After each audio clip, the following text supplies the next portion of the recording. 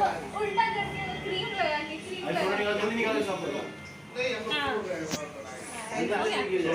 देखिए डायरेक्टर का दूसरा रूप ये भी होता है। देखिए इडली क्यों मंगाई है? मेरे घर वाले आ रहे हैं, मुझे उनके साथ भी खाना खाना है, उनके साथ भी मेरा लंच का प्लान है। तो मैं अगर सब यहीं खा लूँगी तो फिर मैं उनके सामने से ब्लैंक होकर बैठूँगी। तो मेरा बर्थडे डोसा खाएगा 30 सब जनी बेचैन वालों और बर्थडे हमार बात।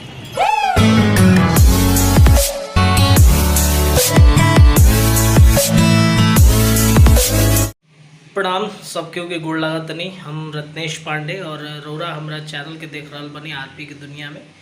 और देखी हम कुछ दिन पहले अपना सोशल मीडिया पर यानी कि फेसबुक पर एगो पोस्ट डालने रहनी कि हम कुछ अनाउंसमेंट करे जा रहा बनी। तो आज हमार जन्मदिन है और उम्र के जौन बा आज 27वां पड़ाव में हम पहुंच चुकल बनी।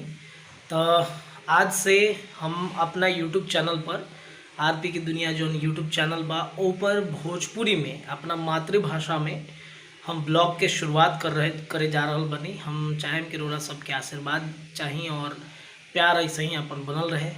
एक्टिंग और डायरेक्शन भी करेनी और आज से ब्लॉग चैनल के शुरुआत करे जा रहा बनी। तो आप सबके सपोर्ट की ज़रूरत बावे, ढेर सारा सपोर्ट करी, प्यार करी, जुड़ल रही। अभी हम तैयार हो चुकल बनी, हम अभी निकलत नहीं ऑफिस खातिर एजा से। फिर आज हम एगो फिल्म में असिस्ट कैले रहनी द लिपस्टिक बॉय। वो फिल्म के आज रिलीजिंग बा, मतलब रिलीजिंग का बिहार दिवस के अवसर पर आज 24 मार्च है। तो वो फिल्म के दिखावल जाता मोना सिनेमा हॉल में। तो दिन भर के अपडेट लगातार हमारा चैनल के माध्यम से रोरा सबके मिलत रही, जुड़ रही हमारे चैनल के साथ। चलिए आगे बढ़ल जाओ। ऑफिस से निकलने के बाद हम सीधे अब जातनी पटना के महावीर मंदिर में। वजह महावीर जी के दर्शन हुई, वजह से आशीर्वाद लेके प्रसादी लेके वजह से निकल जाई। और हमने के डायरेक्टर भी आ रहा बने आशीर्वाद लेके, चूँकि फिल्म दिखावल जाता बिहार खातिर। बहुत ही अच्छा मोमेंट बा हमनी खातिर। तो फिल्म दिखाए खातिर हमनी के तैयार बानी जा और आशीर्वाद लेवे बजरंगबली से हो रही भाई। देखी पटना के महावीर मंदिर में मस्जिद और मंदिर दोनों अगले बगल में बा। तो चलिए अंदर चलल जाओ, महावीर जी के दर्शन कइल जाओ, ओकरा बाद आगे बढ़ल जाई।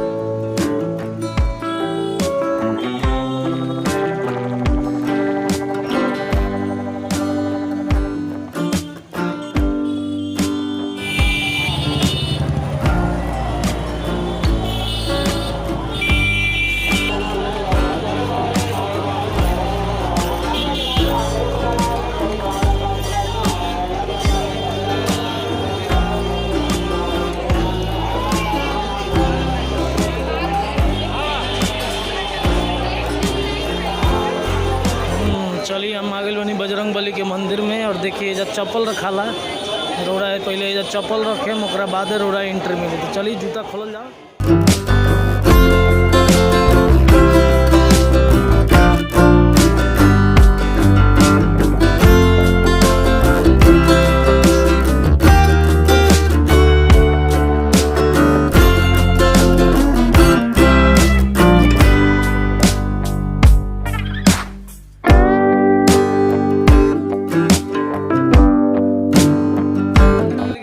डायरेक्टर सर अंदर जाएगा। हाँ जा रहा हूँ मैं।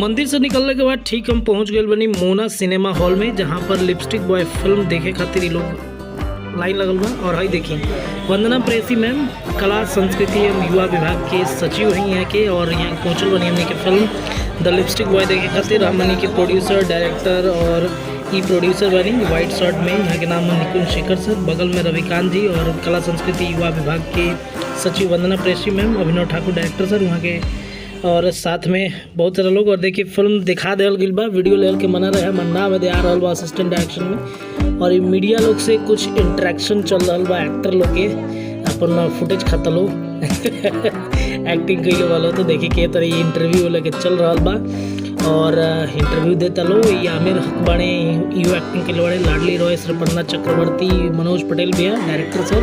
और उसके बाद हमार जन्मदिन है दे मन रहल बा हमार, देखी के तरीका से जन्मदिन केक कटिंग कर रहा वालों। और एक खातिर दिल से धन्यवाद हमने के डायरेक्टर। आई देखिए यहाँ के खाई शुरू कर दिल। और ये बहुत ही अच्छा मोमेंट रहा हमारा खातिर, काहे कि जन्मदिन एगो टीम के साथ मनावल अलग एगो अनुभव होला। तो बहुत बढ़िया।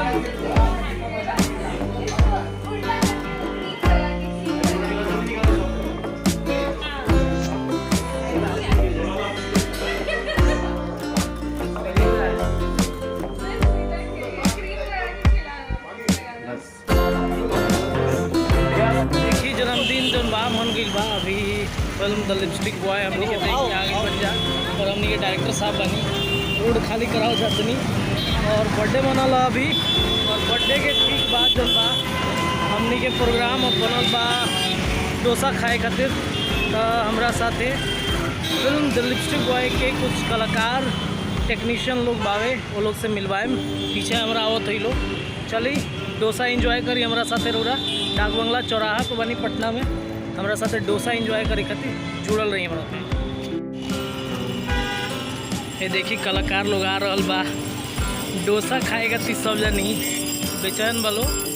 और बर्थडे हमार बा, पार्टी एंजॉय लोग करता लोग।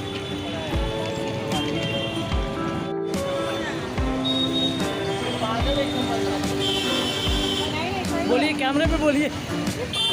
देखिए डायरेक्टर का दूसरा रूप ये भी होता है। देखिए हमने के बैठल बनी सन अभी कौन रेस्टोरेंट हो गए, बंसी बिहार रेस्टोरेंट है। जहाँ हमने के खाए के बाद डोसा, हाँ 5 आदमी हैं। और ये हमारी श्रपन्ना दी हैं, ये भोजपुरी थोड़ा कम बोलती हैं तो इससे हिंदी में बात किया जाएगा। और देखिए ये डायरेक्टर सर हैं, 8 आदमी हैं। और चलिए अब अंदर हमारे जाने का टाइम आ गया है, क्योंकि वेट कर रहे थे हम लोग बहुत देर से। ये जगह नहीं था, इस वजह से वेट किया जा रहा था। तो यहाँ पे देखिए अब सीट जो है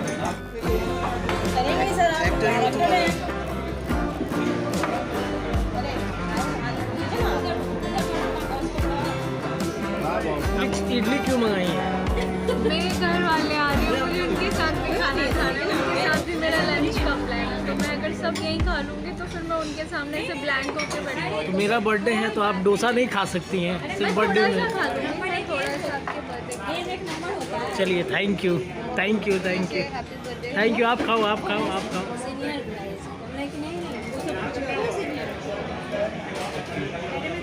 अरे आप लोग ये क्या खाइए ऐसे कैसे खा लें? आज हम लोग आज हम लोग बहुत खुश हैं। हमारी मूवी रिलीज हुई, डायरेक्टर सर ने पार्टी दिया, भाई का बर्थडे है, और क्या चाहिए।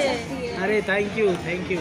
ये बकरे खिलाने वाली है, हाथी खिलाने वाली है। और इनके बारे में बताएं कि ये जो हमारी फिल्म है द लिपस्टिक बॉय, उसकी इन्होंने ग्राफिक का काम किया है और काफ़ी खूबसूरत काम किया है इन्होंने। बिल्कुल काबिल तारीफ है। अपना परिचय दीजिए मैम। मेरा नाम मानसी किशन है। मैं इस लिपस्टिक बॉय में एज अ VFX आर्टिस्ट हम भी बिहार से हैं। हम भी बिहार से, पर कभी आए नहीं हैं। ये बढ़िया है। पहली बार आई हैं? मैं पहली बार पटना आई हूँ। कैसा लग रहा है पहली बार पटना आके? शानदार, अच्छा लगा। प्रोड्यूसर बुलाया। और सबसे बड़ी बात है कि आप भोजपुरी क्षेत्र से, बक्सर से हैं। भोजपुरी आता है कि नहीं आपको? नहीं आता है, बताइए। नहीं मतलब मैं नहीं चाहती, मुझे जो आती है ना वो ऐसी है कि अगर मैं बोलूँगी तो शायद वो भाषा का ही अपमान होगा, क्योंकि वो रेस्पेक्टिव वर्ड्स जो होते हैं वो मुझे नहीं आते हैं। ओके, बेहतर है कि किसी काम को बिगाड़ने से अच्छा है आप मेरे को क्या लग रहा है पता है क्या? अरे मत ही ऐसा बाद में कर। और फाइनली केक को कटला के बाद हमने के पहुंच गए नहीं सर सिपरना दी के घरे। और लाडली राय बड़ी अभिनव ठाकुर भैया बड़े अंतिम में हमने के चाय पी के फिर हम आ गए नहीं अपना रूम पर। ब्लॉग कैसा लगल जरूर बताएं, शेयर करी, सब्सक्राइब करी। धन्यवाद।